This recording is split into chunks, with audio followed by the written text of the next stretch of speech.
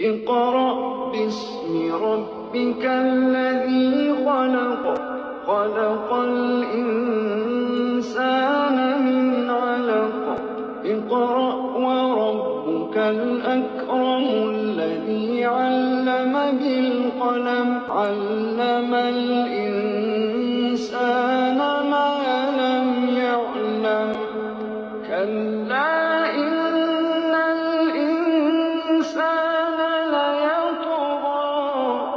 أن رآه استغنى إن إلى ربك الرجعى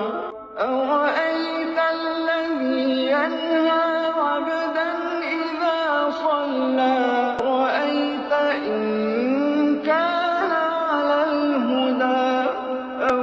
أمر بالتقوى أرأيت إن كذب وتولى ألم يعلم بأن الله يرى كلا لئن لم ينته لنسفعا بالناصية ناصية كاذبة